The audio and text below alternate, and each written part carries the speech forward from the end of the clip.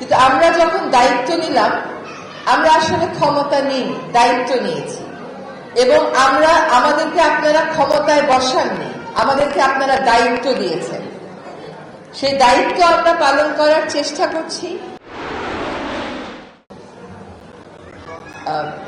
একটা কথা হচ্ছে, এখানে আমরা তোমরা বিভেদ হওয়ার কোনো কারণ নাই।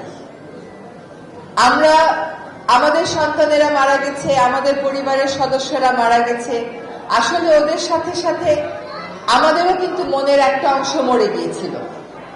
তারপরে যখন 5ই আগস্টে পরিবর্তনটা আসলো, তখন আবার আমরা সবাই একটু নড়ে চড়ে বসলাম যে এইবার মনে হয় দেশটা একটা পথে যাবে। কিন্তু আমরা যখন দায়িত্ব নিলাম, আমরা আসলে ক্ষমতা নিইনি, দায়িত্ব নিয়েছি। এবং আমাদেরকে আপনারা ক্ষমতায় বসাননি, আমাদেরকে আপনারা দায়িত্ব দিয়েছেন। সেই দায়িত্ব আমরা পালন করার চেষ্টা করছি। একটা রাষ্ট্রীয় কাঠামোকে একটা নিয়ন্ত্রণে, একটা নিয়মে না এনে কোনো কাজ পূর্ণ উদ্যমে শুরু করা সম্ভব না কারো পক্ষে। আসিফ ভাই পুরো বিচারের প্রক্রিয়াটা বলবেন। যেখানে বিচার হবে সেখানে বাড়ি ঠিক করা থেকে শুরু করে রং করা পর্যন্ত করতে হচ্ছে।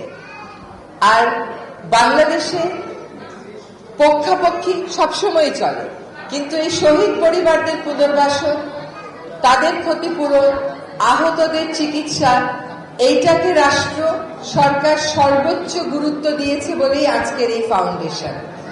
এবং আপনাদেরকে একটা কথা বলে রাখি, যতবার উপদেষ্টা মণ্ডলীর সভা হয় ততবারই শহীদ পরিবারদের জন্য কি করা যায় এটা একবার না একবার আলোচনা হয়।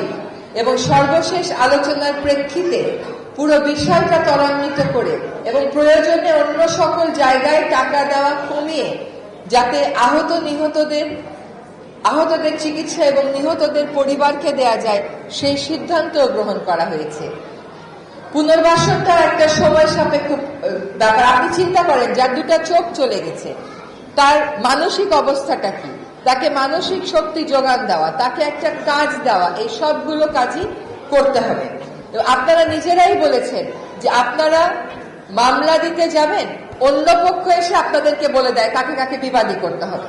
তার মানে পক্ষ আবার জাগ্রত হয়ে গেছে সমাজে। তো এই পক্ষের বিরুদ্ধেই তো আমাদের লড়াই। আপনারা দয়া করে হতাশ হবেন না,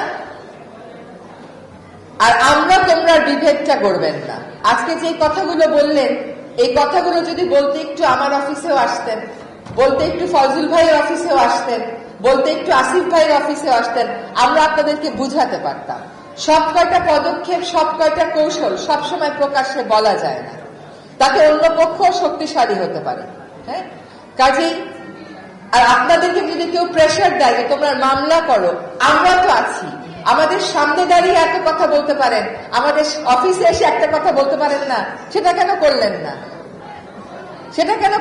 সেটা করবেন। কোন সময় যেন আমাদের যোগাযোগ বিচ্ছিন্ন না হয়ে যায়।